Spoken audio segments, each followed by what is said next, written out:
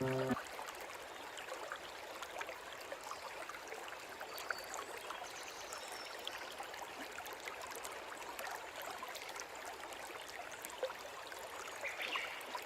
a lot going on in the Tribe by Noir community. And I've been hard at work adding a lot of very valuable and important things that you need to know and learn from in order to be able to be successful on your journey. We're talking about shaving off months and even years off of the struggle to be able to reach peak health. Right? And that's what this is all about here. Now, when you become a member of the Tribe by Noir community, you get access to all of the courses and guides and member-exclusive live streams and video playlists and community and group coaching calls, etc. Okay? Now, with the guides, there's a few very important key guides. The first one is the High Raw Vegan Nutrition Guide and Diet Plan, or diet plans. And this teaches you how to structure your calories, your macros, your meal structure, and it teaches you how to do that in alignment in order to achieve whatever your goals are, whether that be to gain weight, lose weight, reverse metabolic disorders, and autoimmune issues, okay? And you also get recipes and things of that nature. And it's growing, so I'm adding to it periodically to make it better, okay? In addition to that, we have the alternate day fasting guide, Train, Feast, Fast. If you are looking to drop body fat in a minimal amount of time and add on years to your life, improving longevity, then this is the route to definitely go. This works much more effectively as opposed to just doing a simple caloric deficit or an aggressive caloric deficit. Train, Feast, Fast is geared towards getting you to drop body fat in a record time while preserving lean mass and cutting time off of the journey, as well as saving you money on your grocery bill. We're talking about minimalization, taking all of the complicatedness out of it and making it more efficient. As far as training goes, we have Tribe Flex. Tribe Flex is all about train anywhere and train everywhere, okay? Where you have full fitness freedom. So you can train and reach your fitness goals without the need of a gym, without the need of dumbbells, barbells, kettlebells, and all kinds of other expensive, heavy equipment and take up all kind of space and things like this. Okay, again, minimizing the process, cutting straight to the point, right? Making things as efficiently as possible. You don't have to spend 3 hours training a week, 5 hours training a week. A good 60 to 90 minutes a week is all you really need to be able to pack on quality muscle mass, improve strength, and mobility. So you can go on and live your life and do other things rather than slavishly commuting back and forth to a gym wearing yourself out. And you can do it with just body weight and resistance bands. And then finally, we've got the video series for mindset and self-development, the 3 steps of self-actualization: discovery, assessment, and actualization. And that video series is geared towards teaching you and guiding you through that 3-step process so that you can get a better grip, a stronger hold, and a mastery over your personal psychology. And the reason why you really want to pay attention and take part in that is because that can shave years off the struggle, removing unnecessary mental and emotional blocks that you otherwise would have. All right? And then finally, in addition to that, you get access to the live stream replays, you get access to the growing video library of exclusive content, tutorials, and things of this nature, as well as the weekly group coaching calls that we have where the tribe comes together as a community, right on voice chat. We share our successes, our struggles, our experiences, crack jokes, live Q&A, tutorials, and all that fun stuff. So we have a good time in there. So you get access to all of this when you become a Tribe by Noir member. I'm looking forward to seeing you on the other side for just half off. It's not going to be like that forever. So if you're serious and you really want to take part, get started. I'll see you on the other side.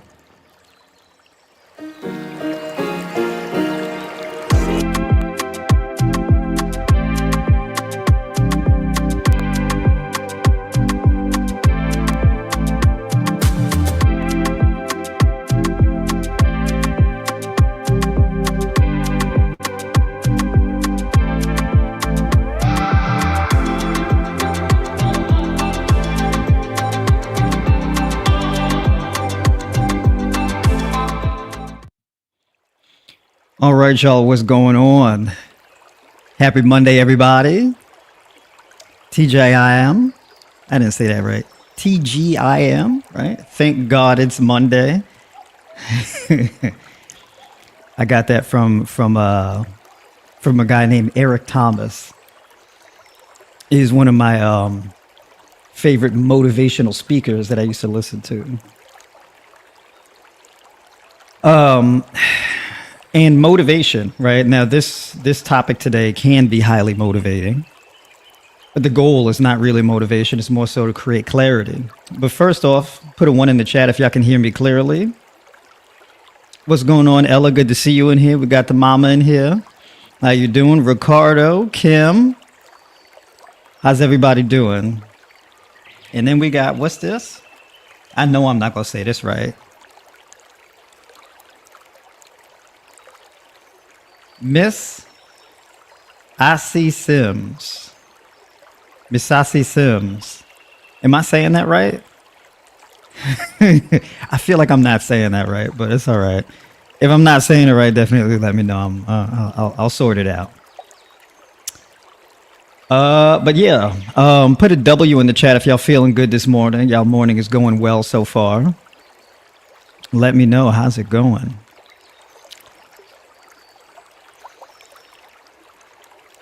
There we go. All right. Yeah. So yeah, put a W in the chat if y'all doing all right this morning.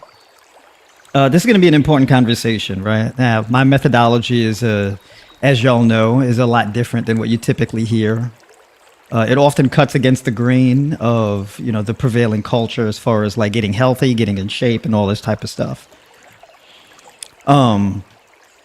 There is, at least in American culture, there's an overemphasis on hard work, right? In the same way, there's like an overemphasis on protein intake, right? The American way is to accumulate resources and to grind and all of this, right? It's like this borderline kind of slave culture combined with like greed and selfishness. It's kind of weird stuff, right? And this kind of mindset doesn't work for a lot of us. Quite possibly, really, what it looks like is it doesn't really work well for most of us, right?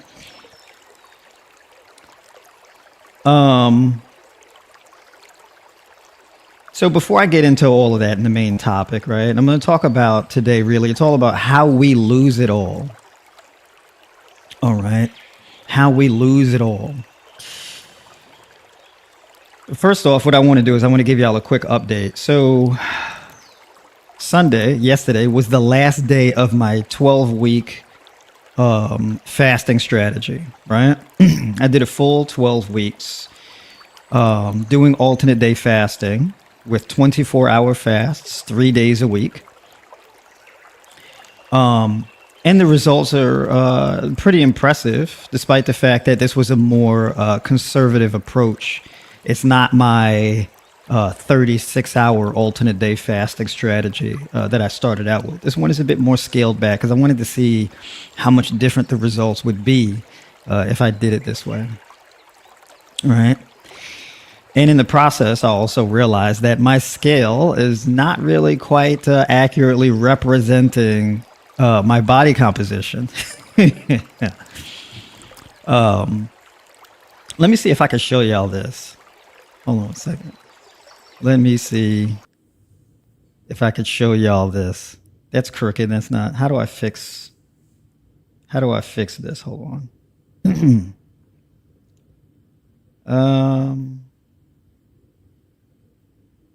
Let me go to, because I had posted this. I don't know why this is crooked. I'm going to try to fix it. Because y'all like, what is this he's showing me here? I don't know why it's sideways, because it's a vertical video. It's a bit of a progress update.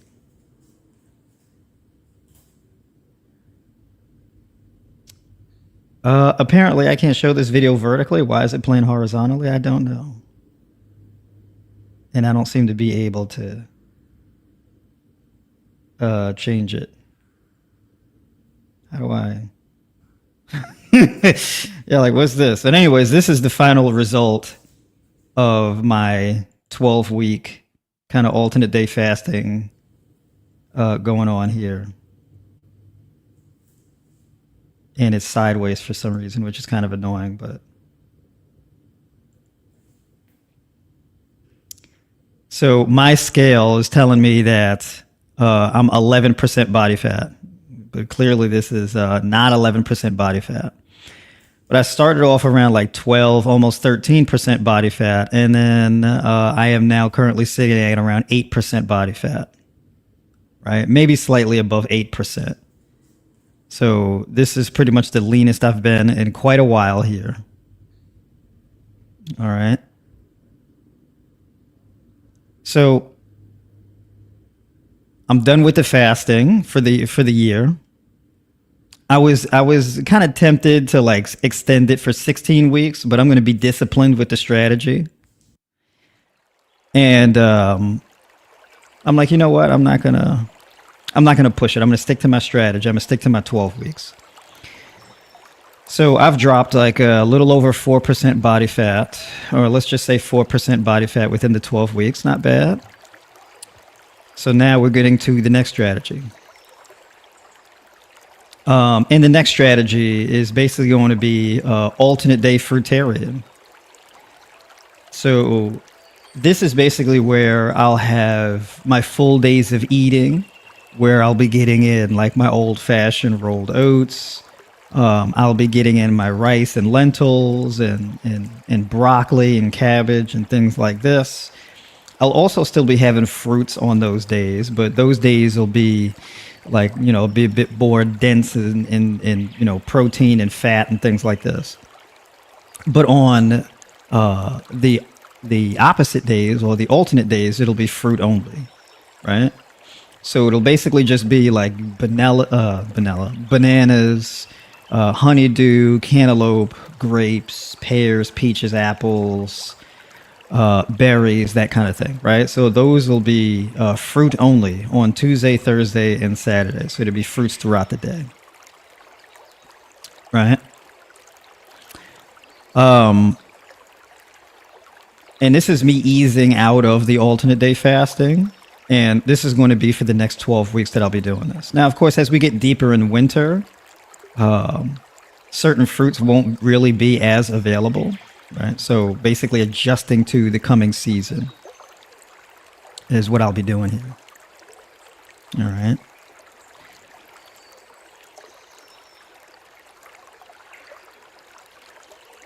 So getting back onto the topic and the reason why I'm sharing that. In that 12-week alternate day fasting strategy, 12 weeks, dropped a total of 4% body fat. And the interesting thing is, I didn't really have to do that much work. I train 60 to 90 minutes a week. I go for walks, right? We're walking anywhere from 8 to 10,000, maybe even 12 or 16,000 steps a day. So pretty much walking anywhere from 4 to 6 miles a day. I didn't have to run. I didn't have to run crazy miles. I didn't have to do sprints, box jumps. I didn't have to do, high intensity interval training and Tabata and all that. I didn't have to lift really heavy weights for, 45 minutes to an hour a day, 4 or 5 days a week. I didn't have to do any of that. I train 2-3 days a week, 20, 30-minute workouts and walks.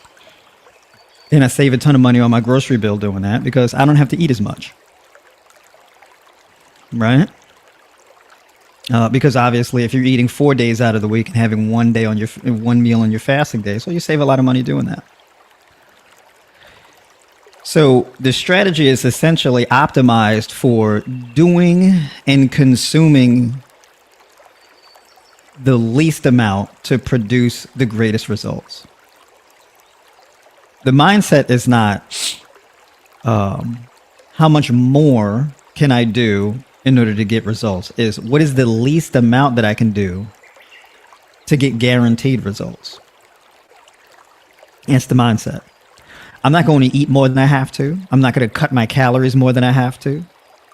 And if I can avoid cutting calories entirely, then I would do that. What is the least amount of resistance training I have to do in order to reach my goal? What is the least amount of cardio I have to do in order to achieve my goal? Right? When people say, work smarter, not harder, well, this is what they mean. Right? And this is the mindset that will keep you from losing it all. Because the way we lose it all is we do a little bit too much for too long. Think about how do people lose way too much money in a casino, right? Like you go into a casino with a certain amount of money and then you leave the casino with less money than you went in with. How does this happen? People often go in without a plan. Right? If you enter the casino without a plan, you're going to lose. And you're going to get overextended. The moral of the story is you can achieve a lot of results in the beginning and then lose it all in the back end. Here's a common story. You go into a casino and you're playing games in the casino, you're gambling. And you win. You win money gambling. You win $100, then you win $160, and you win. Now you're up to $230 in wins, and you're excited, right? Oh wow, I won over $200 gambling. Maybe you even win again on top of that. You get $320. You're winning big. You're riding high. Those endorphins are high, right? And the more wins you get in the casino, your brain, you get that endorphin rush, right? And you get that feedback loop, right? And there's a feedback loop in your brain that signals you, oh, keep doing that, right? You get that dopamine hit, right? What people call the reward hormone. And it's kind of a reward hormone, but not necessarily. It's a hormone that encourages you to keep doing the thing that you've been doing because of the feeling that it gives you when you do it.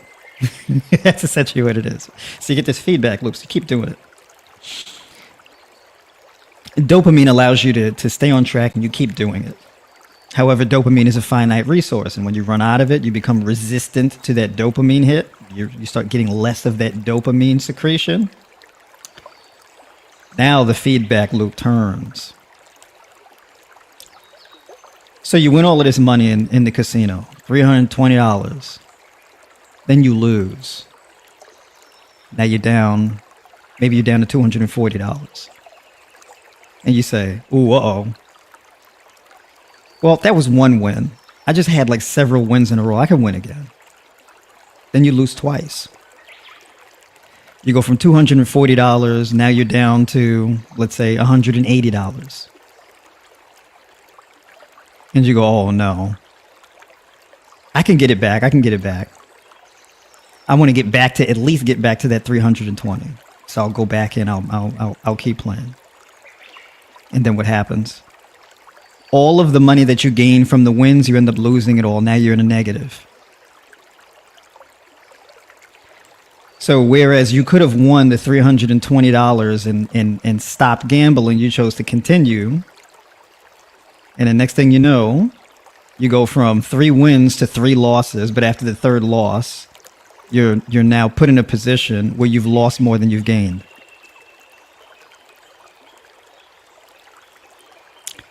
Do you accept the losses and say, all right, it is what it is. I'll hold my L's. Or do you refuse to take the losses and you keep gambling? And the more you refuse to take the losses, the bigger the losses get. You keep gambling. There's 2 different types of people. There's one person who they take the hit, they end up being in the negative, and they're like, all right, that's okay. I'll take my licks, right? 3 wins followed by 3 losses. I'm not going to lose any more money. I'm out. At that point, the house wins. And you have another person, they refuse to give up. Well, if I won 3 times in a row and I lost 3 times in a row, maybe I can win 3 times in a row again, maybe even 4. And that person ends up losing way more. So why am I saying this? Because the thing is, most of you probably sitting here listening to me are like, well, I'm not gambling. What does it have to do with me? But what is gambling? How do you know you're gambling? Because a lot of people are gambling and they don't know they're gambling. If you go into a casino and you play any type of game, a card game, roulette, whatever the case may be. If you ever play a game in a casino, is it gambling by default? What makes it gambling? That's the interesting question. The way that I define it is gambling is essentially you're entering into some type of arrangement where you can win or lose, right? You can succeed or fail. And you jump in and you take your chances. But when you jump in and take your chances, you don't have a plan. If you enter in without a plan, well, you're gambling. If you enter in with a plan and a specific strategy that has been proven to work more than it doesn't, that's not gambling. Right? So you have people who, like, let's say, people who they'll start a business. And starting a business and entrepreneurship, that can be a gamble also. Because let's say you I just want to start a business, and you just go ahead and just haphazardly start a business.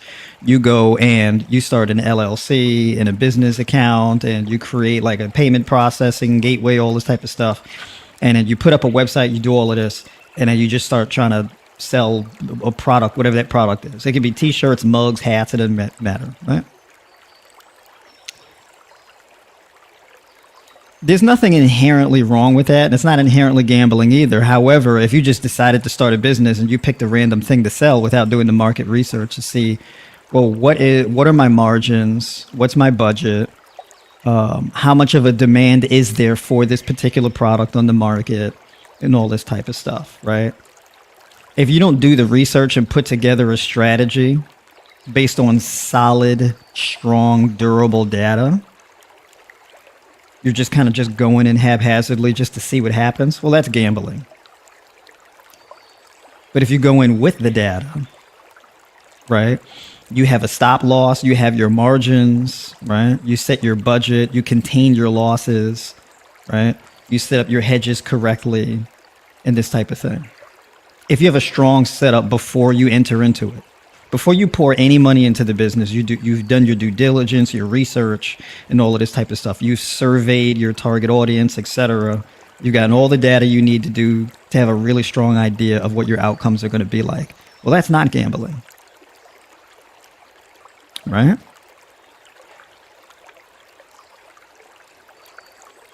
If you go in without a plan, you end up, it's very likely that you're going to end up doing too much, and you do way more than you need to do. Now, this also works out in our health journey the same way. You want to lose weight. You want to build muscle. You want to have better metabolic health. You want all these things. Like, people will come to me and they say, hey, what should I eat to build muscle and drop body fat and put years on my life and get off my medications and this and this and that and that? I know how much research you've done based on the questions you ask me. The more broad and vague the questions you ask me are, I know you haven't looked into this that deeply. If you ask me, hey, what should I eat to lose weight? This question is so incredibly broad, I can tell you haven't really done the research, because the question is not narrowed down enough. You're not looking for one specific piece of data. It's just a broad kind of thing you're asking me for, right?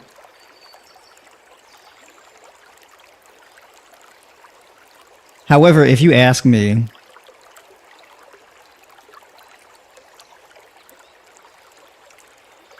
what percentage of fruit should what percentage of my diet should be fruit, and what percentage of my diet should be, let's say, leafy green vegetables? Okay, that's more of a targeted answer. Right? Something more specific.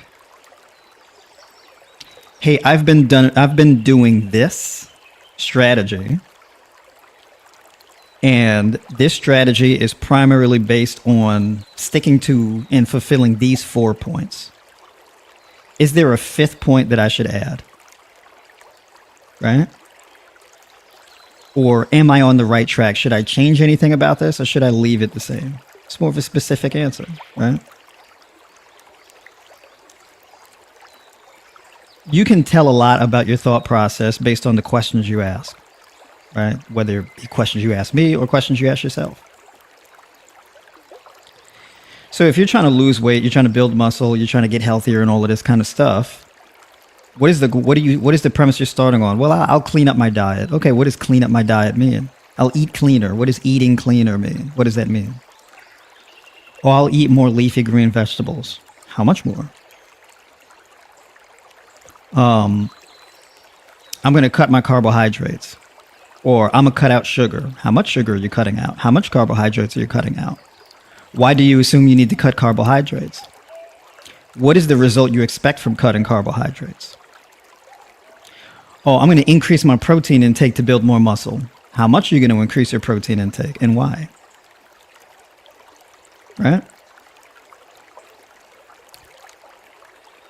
If you set out like, oh, I'm gonna exercise, I'm gonna go to the gym, and I'm gonna work out, I'm gonna go to the gym 5 days a week, and I'm gonna go to the gym 5 days a week, and I'm gonna work out for an hour 5 days a week.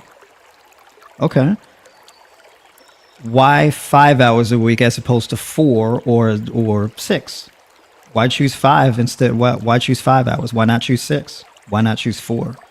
Why not choose 3? Why not choose 7? Why 5? Right? If you go into the casino and you win 3 times in a row, why would you play for a 4th time? Right? And then if you get 3 wins in a row and then you go in for a 4th time, you take a loss. Why would you go in again? Why not just leave with the money you've already won?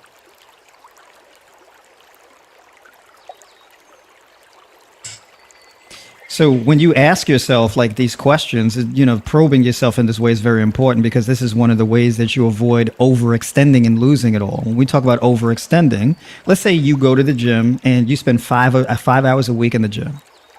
You go to the gym Monday through Friday and you work out for an hour in the gym. And let's say you did this for 4 weeks, and then you look at your results and you're like, I'm not really satisfied with the results. I want more results. If you want more results, what do? Do you tack on another hour a week? You go to 6 hours. So you go to 6 hours. I'm going to run the next 4 weeks and I'm going to work out 6 hours. Or, well, I'm going to cut my calories more. So you maintain your 5 hours, and then you're like, well, I'm going to cut my calories by another 15%. I'm going to cut my food intake by another 15%. Okay. So you cut another 15% and you run that for 4 weeks. But then in that 4-week process, you're feeling run down, you're feeling tired, and you feel like you're not really getting more results than you did the first time around, which is usually what happens with people. I want the results faster. I want the weight loss results faster. So do you cut another 15%? Do you cut another 10%? Do you work out for longer hours? Like instead of working out for an hour a day in the gym, maybe it's an hour and a half, maybe it's an hour and 20 minutes. Because people think, well, I want more results, therefore I have to make the journey harder or do more work. This is typically what people think. If I go into the casino, I just have to bet more money, and I have to play more rounds to increase my chances of winning more in the casino. Right? It's always this more thing.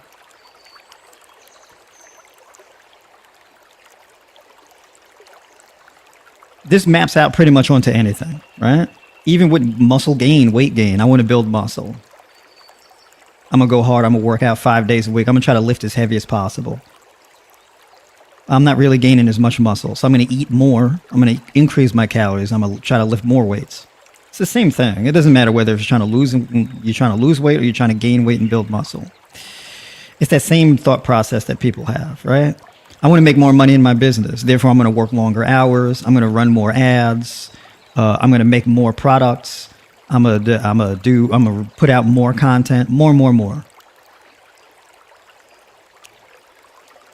right?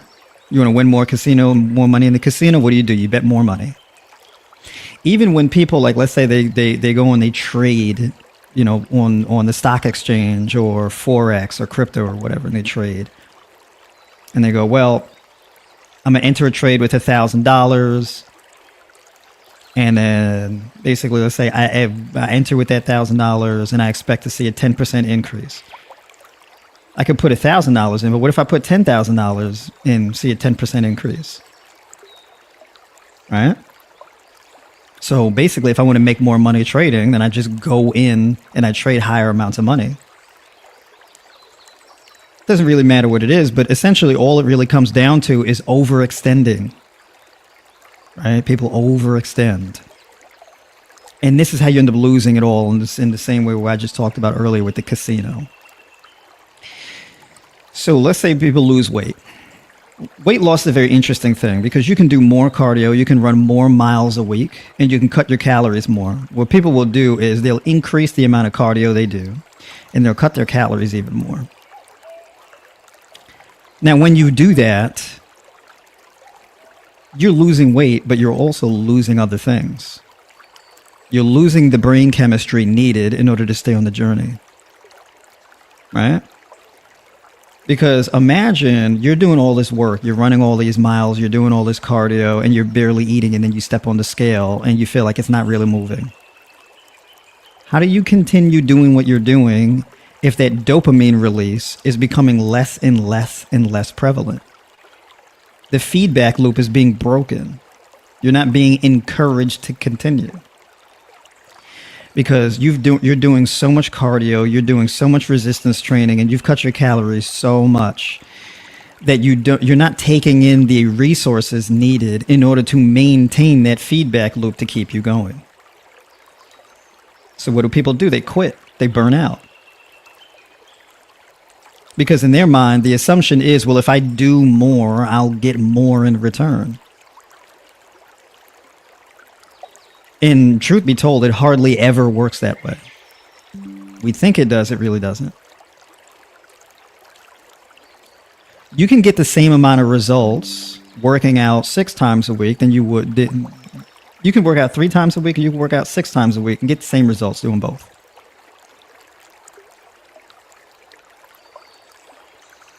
You could take a person like me, and I told you I cut my protein intake by like 70, 80%. Same amount of muscle growth. I cut my training volume from 6 days a week to 2 to 3. Right? I went from hour and a half workouts to 20 to 30 minute workouts. Still getting consistent results. Right? One of the best things I've ever done was cut back on overextension. Right? I'm not trying to do more in order to get more results. What I'm trying to do is preserve my results and do just enough to continue letting those results increase. That's it. One inch at a time. Right? What we have to understand is the way, essentially how we lose it all is we overextend. We do way too much, way too quickly, and we try to keep it going for way too long. You have to know when to cash out. The smartest person you can be is that person in the casino where you go into the casino with a plan. You take your 2 to 3 bets, you win your money, and you walk out. You don't overextend. Right? If you're trading on the stock exchange or Forex or crypto, you trade with 10% of your portfolio. You be patient and you take your profits and you protect your profits. Right? You don't overextend. You don't trade with too much. You don't enter a position with too much. You don't over leverage yourself. You don't take out debt to trade and all this type of stuff. Just small increments at a time. Just accumulate your wins and protect what you've won. I do my 12 weeks. I drop my 4% body fat in my 12 weeks. My 12 weeks, I'm done. I'm out.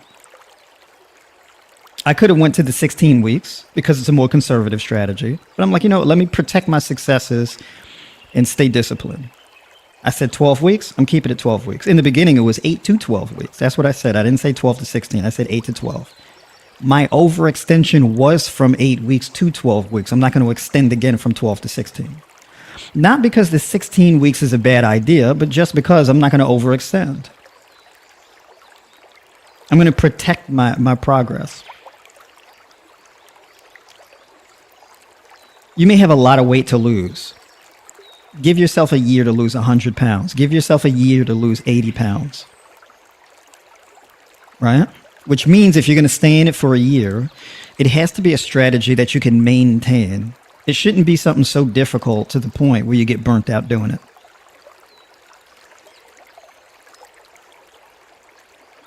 You want to accumulate your progress and hold and maintain. If you're going into the gym doing an aggressive workout strategy, every hour that you tack on to your fitness journey, every workout you do, you can get hurt. Every mile you run, you can accumulate an injury, right? You can sprain an ankle. You can hurt your feet, right? Like, what do people get? People get what's that called? Plantar fasciitis.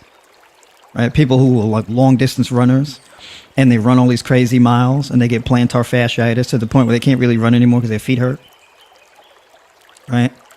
People get like some hardcore inflammation of the Achilles tendon. Right? Some people, they can straight up tear their Achilles tendon. Right? People can like rupture or damage the bursa in their hip. You can tear an ACL or an MCL. You can sprain a knee. There's all these injuries that you can accumulate from fatigue. You're just running more and more and more miles. Right? I'm just going to run the weight off. I'm running 10 miles a day. I'm running 12 miles a day. It's a lot of wear and tear on your body. It's very risky. The running does work for weight loss, or at least it can work for weight loss. But it depends, right? Either you lose the weight or you can get injured. It's a gamble. When you're training, when you're working out, you don't know that you're going to get injured on the day that you get injured. You don't know. You hope you don't, but you don't know. You go to the gym, you bench press. You don't know that you're going to hurt your shoulder. Right? You don't know you're going to get tennis elbow. You don't know you're going to get an AC impingement in your shoulder. You don't know when you're lifting the heavy weights. When you're doing the heavy deadlifts and the heavy back squats, you don't know you're going to herniate a disc in your lumbar spine. You don't know. You're doing 5 sets, 5 reps. The first 3 sets were fine. The first 4 sets were fine, but it was that 5th set. It was the 3rd rep on the 5th set, and it went bad. And you get hurt, and then you're out of the gym for a month, couple months, whatever the case is. And then what happens? You end up losing a lot of your progress. Because the thing, too, is that when people get injured, not only do they lose their training routine, but also you fall off of your diet.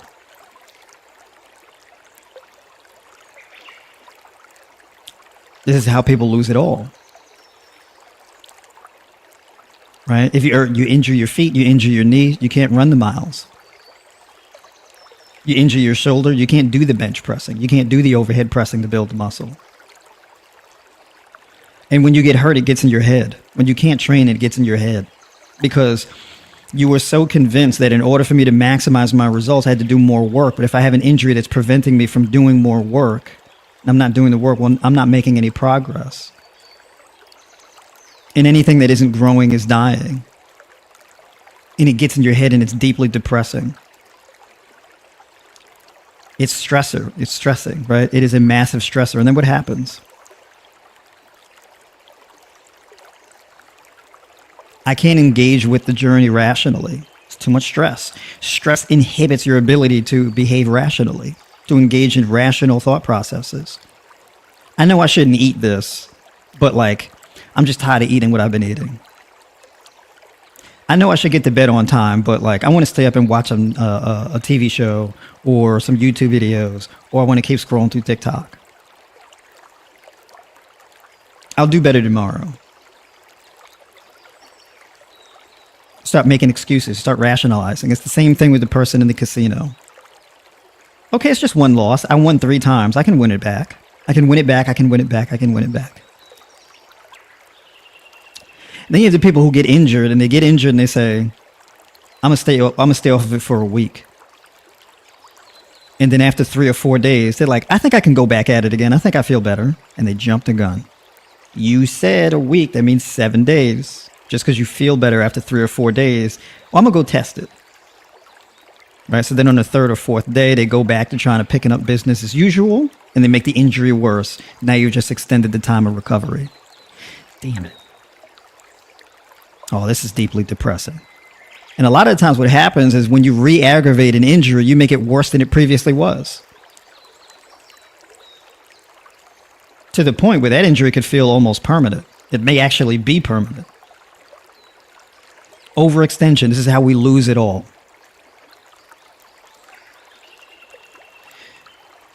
So when I say all you need as far as resistance training to build muscle, 20 to 30 minutes a week. People say, that's it? Now you know why I say that's it. The goal isn't to tack on more, because if you keep tacking on more, you don't know what your maximum is. Theoretically, you could just keep tacking on.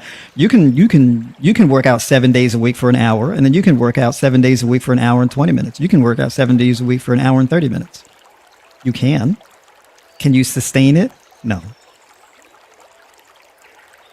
99.8% of people can't sustain that. Not for very long. Maybe you can run it for a month. Maybe 2 months. However, the longer you run something like that, the more of a chance of injury you get. This is the problem. Either your brain chemistry breaks down and you quit, or you get hurt and you quit. All in the pursuits of greater results.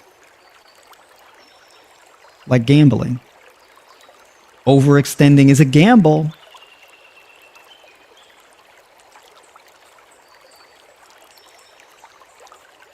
Then on top of that, when I'm like, yeah, body weight and resistance bands, that's just what I train with, body weight and resistance bands. Oh, really? No barbells, no dumbbells? You're not trying to lift as much weight as humanly possible? Mm-mm. But I thought in order to build muscle, you need to do progressive overload and lift heavier and heavier weights. That can build muscle. However, as that weight gets heavier, your chance of injury increases. And then your workouts get longer. Why do your workouts get longer? It's because the heavier the weight gets, what happens is that weight starts to become heavier than your actual body. Right? So let's say you're 160 pounds and you're doing a barbell back squat. And you're doing barbell back squats with 160 pounds. And then you progress. Eventually, now you're at 185 pounds. Right? That weight's much heavier than you now. Then you go to 200 pounds. Then 225 pounds. Then next thing you know, you're at 315 pounds. That weight's a lot heavier than you are. Then you get to a point where the weight that you're squatting with is double your body weight. Understand that when you're on your way to the gym to lift that kind of weight, you're going from a position in life where your body has no weight on it. It's just your body weight. Then you go to the gym and you put double your body weight on your shoulders and then you squat down. That's insane. Your body doesn't know you're going to do that. This is why we go into the gym, we have warm-ups. Right? So you got to do all of these step-up sets and warm up and all this. We got to do all of this mobility stuff because you got to get your nervous system primed for what you're about to do. This makes your workouts take longer. To the point where now the goal isn't necessarily revolving around building muscle. Now it's just about putting as much weight as possible on your body in the safest way possible. But the heavier the weight gets, the more unsafe it becomes. So what are we doing? Are we just trying to just be risky and lift as much weight as possible? Or are we just trying to build muscle? What are we trying to do here? In pursuit of increasing the weight, it is very easy to forget why we even putting the weight on in the first place. When you go from just lifting weight to build muscle to just lifting weight just to lift as heavy as possible. Your goal has been subverted now at this point. And then people see me with muscle development and gaining muscle, and they're like, really? No weights, just with resistance bands? Well, yeah. What do the resistance bands do that the heavyweight, what do the heavyweights do that the resistance bands don't do?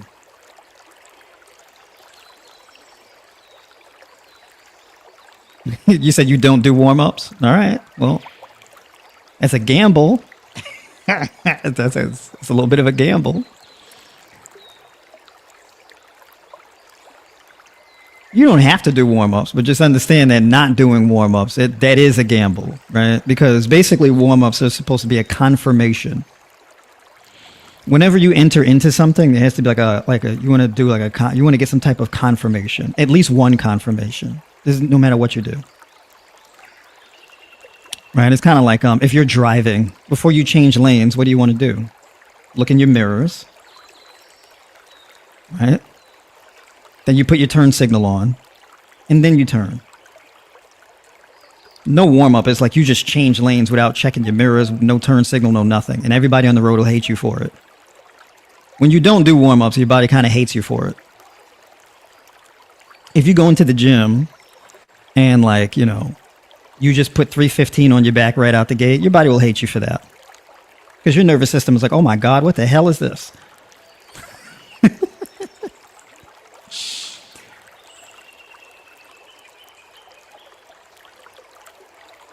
So you can get away with doing it, but it is a gamble because there does come a point where you skip that warm-up and you get hurt.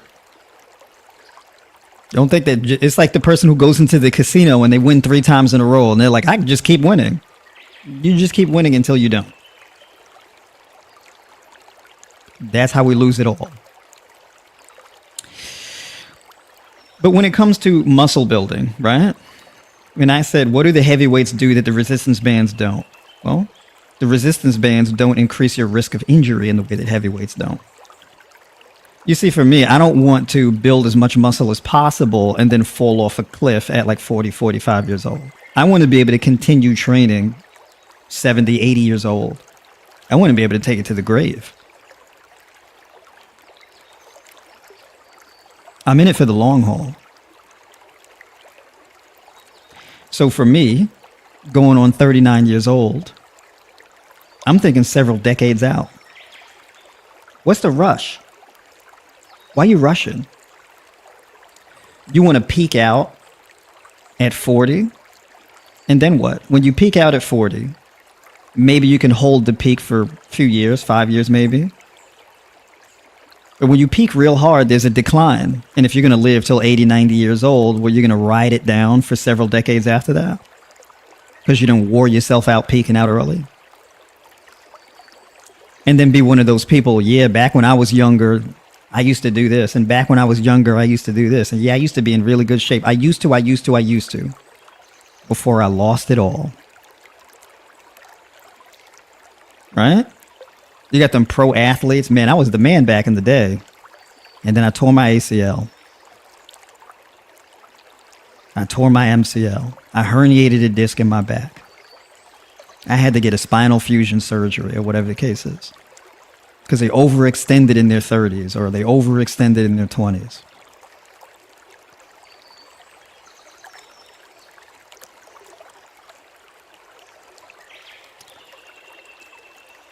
So, for me in particular, my number one most important thing is risk management and the protection of your progress.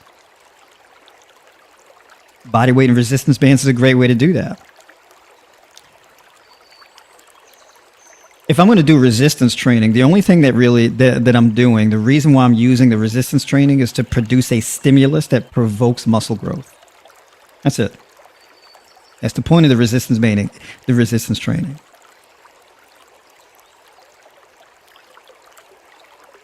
I want to grow the muscle, therefore I'm going to load the muscle with maximal stimulus and tension. If you're putting several hundred pounds on your back in order to do back squats, well, not only are you loading your legs, you're loading your spine, you're loading all the bones in your body with this compressive load. At that point, it's not just about building your legs anymore. It's entirely different. You're just loading everything. It's very unspecific. So when you see something like back squats, barbell back squats, that's not really a leg exercise. It's a full body workout. Literally every muscle in your entire body has to contract. I mean, your grip, your shoulders, your traps. You have to lock the bar in real tight, breathing in, tight core, right? Thoracic extension, all of the muscles in your entire body. And if anything goes limp, you're going to lose the lift and get hurt. You get stapled. It's very high risk. Whatever risks you take, it better really be worth it.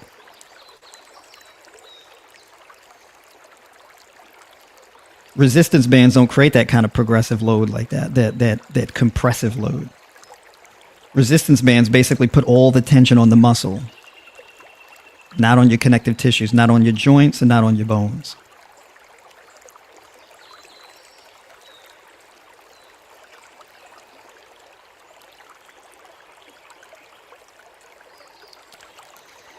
So then you may say, well, what if I wanted to lift heavy weights in order to increase bone density?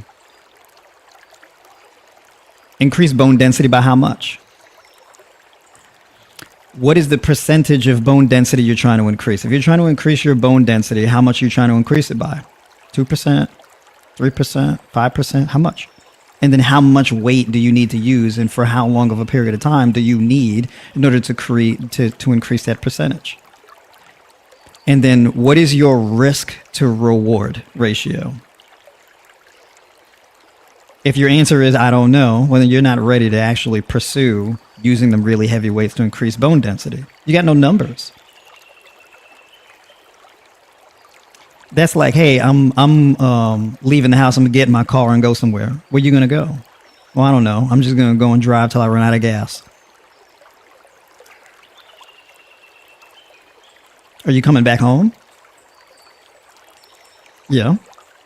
Well, if you drive till you run out of gas, how are you gonna get back home? Good point.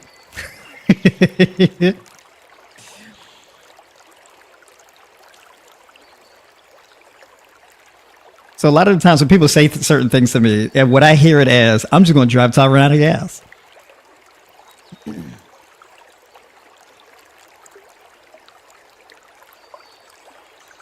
Not how many miles am I driving? How long is it going to take me to get to point A to point B?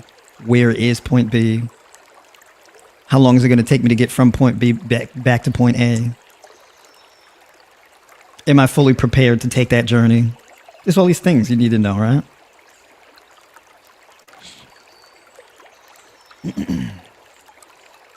One of the beauties and the most important thing about being an adult is the ability to plan, the ability to be strategic. And the more strategic you are, the more patient you become. Because a big part of being strategic is being patient. Right? Doing nothing is equally as important as doing something. The difference is timing. When you choose to do nothing and why you chose to do nothing.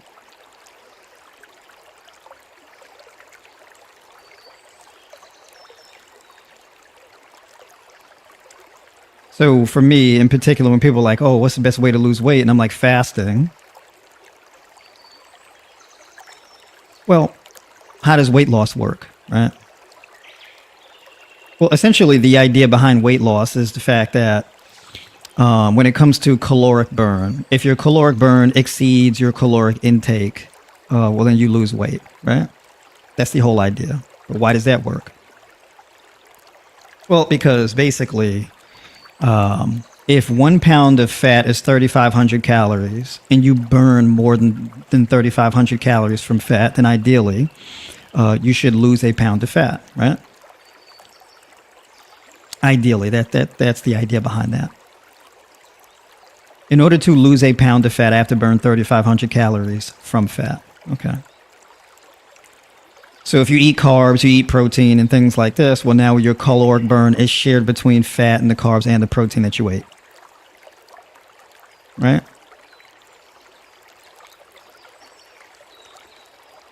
So people say, well, if I eat less food, then there's less of my caloric burn that's being shared between carbohydrates, fats, and protein. And then there's also the dietary fat that you eat. So basically, whatever your caloric burn is, that is split between your stored fat, your dietary carbs, and your dietary protein. There's a lot of dilution going on there. A lot of people struggle to lose weight because if they're eating every day and you're eating multiple days, multiple times a day, well, you never really get to burning the stored fat to any significant degree because there's all this dilution in the caloric burn.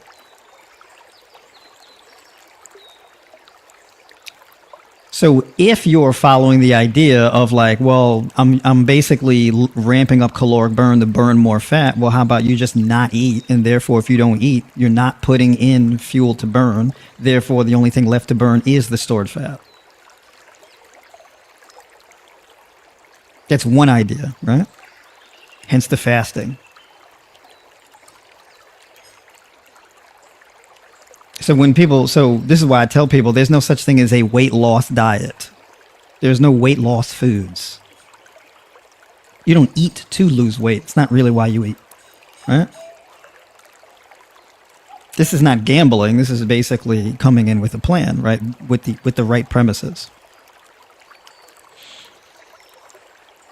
So people say, well, I go on a raw vegan diet and, I did a fruitarian raw diet and lost a lot of weight. And I was eating every day, multiple times a day. And I was eating all this sugar and carbs and still lost weight. How's that possible?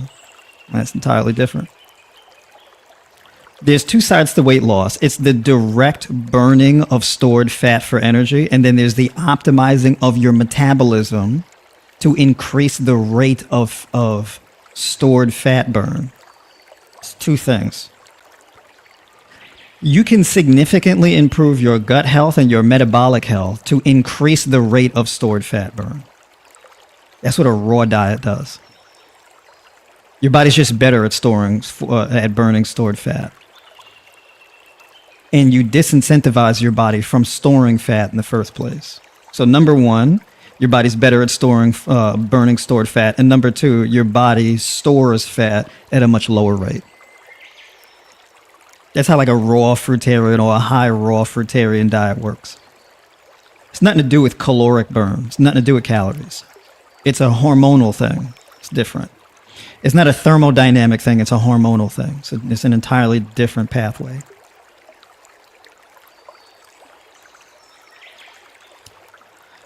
So when it comes to something like weight loss or fat burn, we got to think about, well, why is it so hard to lose weight in the first place? Why do we gain the body fat in the first place? If you don't know why your body is storing the fat in the first place, then it's going to be very difficult for you to really burn the fat because you don't really understand what's happening. So when you're like, oh, I'm going to do an hour of cardio a day. I'm going to go to the gym. I'm going to get a gym membership. I'm going to do this. I'm going to do that. I'm going to cut my calories.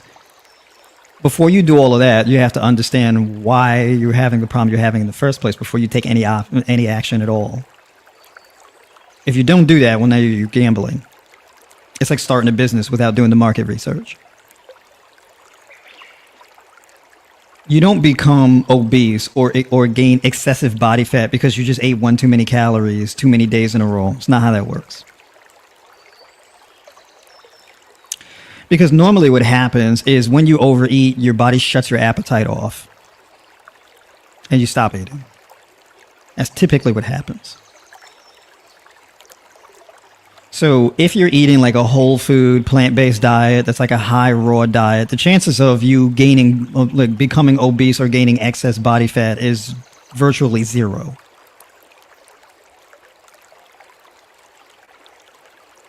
Doesn't matter how many calories you eat. You don't really necessarily even have to count calories.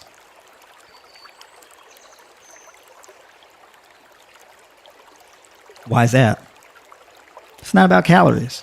You don't gain excess body fat. When I say excess body fat, I'm not talking about marginal body fat gains where like, oh, my body fat went from 20% to 20.3%. I'm not talking about that. I'm talking about like, your body fat percentage goes from 20% to like 30% in like a month or 3 months. That's excessive.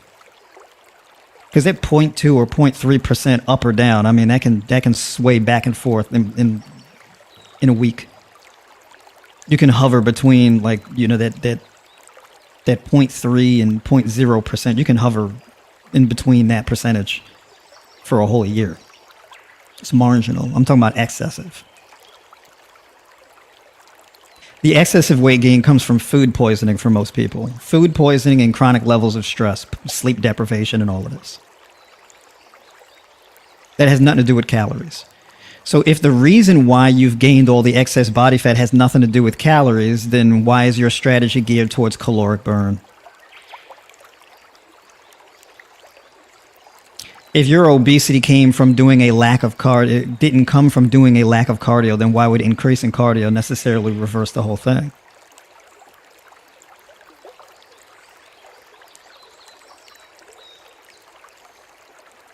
Now, the thing is that if you're real active and you're constantly doing, and you don't stop and do nothing in order to actually think about what you're doing, you don't really get to the point of asking yourself the questions I've just brought up. So when people say clean up my diet, what does that mean? Well, how does your food affect your hormones?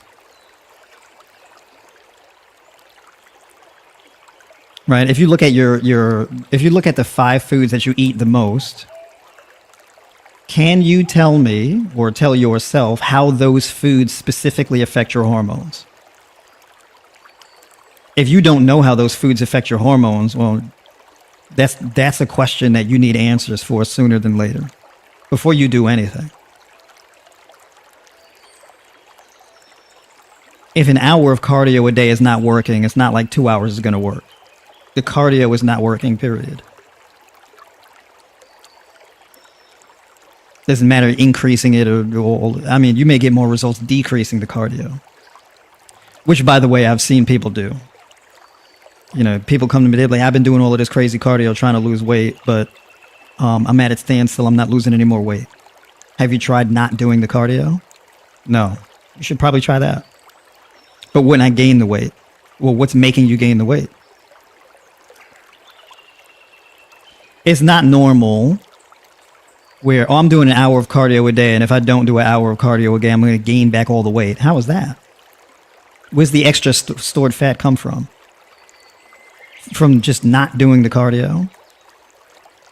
You don't gain body fat necessarily from just not doing something. There has to be something that you're putting in that's causing the fat gain in the first place.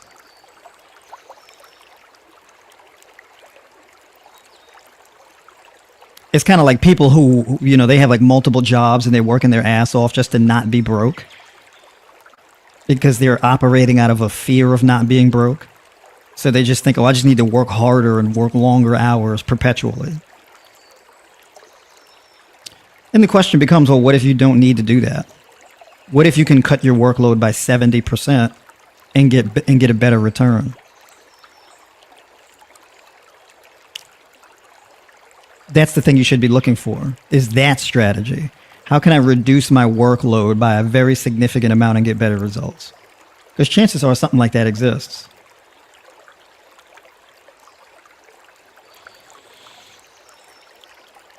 That's a lesson I have to remind myself of because I have an obsessive personality.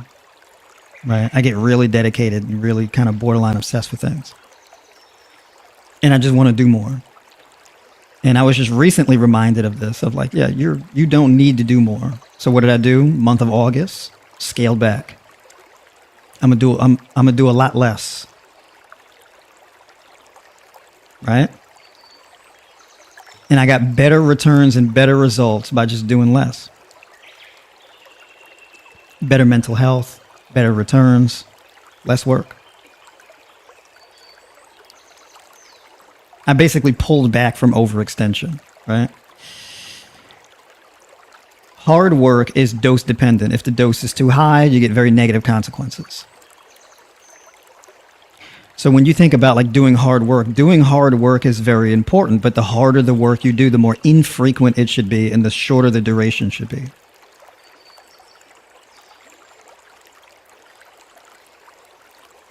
Hard work is not meant to be done over a very prolonged period of time because the dose is too high. The only work you really do over a very prolonged period of time is very easy work that you can do fairly passively. right? Like I can walk for 2 hours. I can go in the woods and hike for 2 hours. That's not hard work. I'm not going running for 2 hours. I'm not sprinting for 2 hours. I'm not doing that. So if you're like, oh, I want to do sprints today. Cool. You got 8 minutes. Your high intensity cardio, you got 8 minutes. 8 minutes twice a week. And the only reason why you're doing the high intensity cardio for that 8 minutes twice a week is because specifically you're trying to improve your VO2 max. It is not to lose weight. If you're doing high intensity cardio and sprints and all of that to lose weight, it's not a good idea because that's not the purpose of it. It's like trying to eat a steak with a spoon. Wrong tool. You don't do resistance training and weightlifting to lose weight. Wrong tool. You don't do more work in order to make more money. Wrong tool.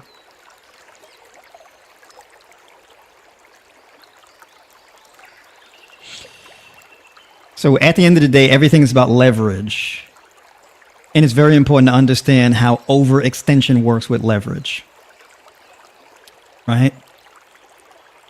And I'll end on this. Let's say you have a rock and you have a boulder, this big rock, and it's stuck in this place. And you need to move that rock. So you can use something as like a lever. So you can have like a fulcrum and a lever, right? And so you can wedge that lever underneath that rock on an angle. And when you pull the lever this way, it moves the rock this way, right? A short lever, it can move the rock, but you have to put more effort into moving the short lever. You have to really pull hard on that shorter lever. If the lever is longer, it's easier. You don't have to put as much force. However, the longer the lever is, the more of a risk of breaking the lever you get. Right? It becomes more cumbersome to move a lever that's too long.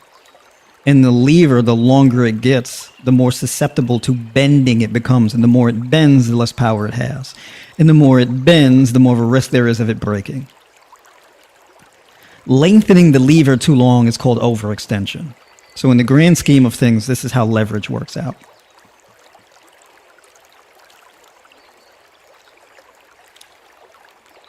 So whatever your goal is, whatever you're thinking about in life, you want to view it through these lenses.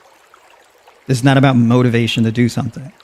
It's about seeking understanding and having clarity and a clear path forward.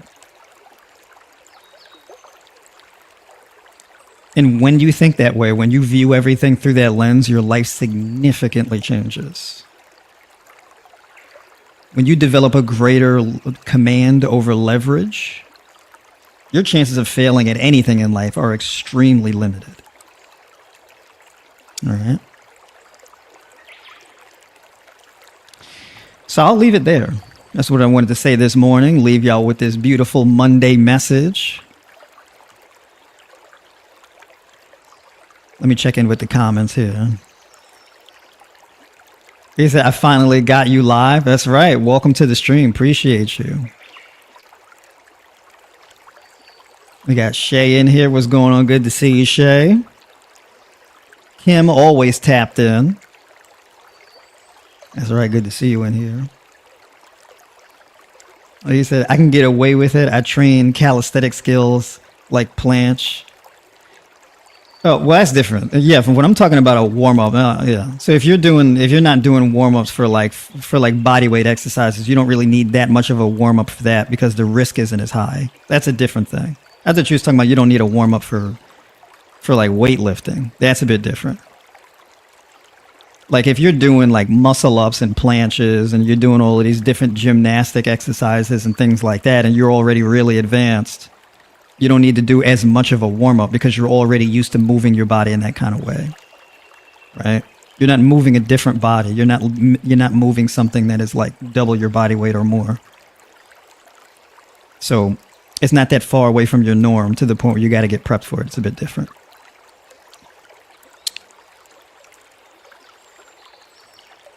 Is stretching considered a warm-up? Stretching is part of a warm-up. It's part of it. However, the way you stretch matters, because you could do the wrong type of stretching, right? So like, for example, the best type of stretching to do as a warm-up is dynamic stretching, not static stretching, right? Mobility is the number one priority.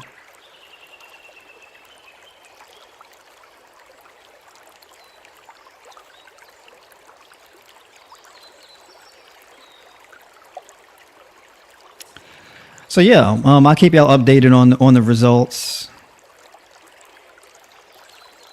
My man John Green, he said, "Love the live time change." Yeah, doing them in the morning, that late night stuff. I'm like, if I'm gonna make the attempt to really get to bed at a decent time, because I'm always talking about sleep deprivation and getting to bed early and all of this type of stuff, and then be having y'all up all night on the streaming all late. Right? So I'm like, yeah, let me switch to the mornings. That's right.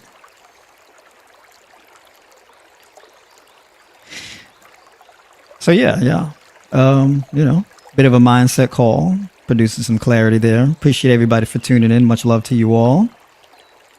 And I'll see y'all on the next one.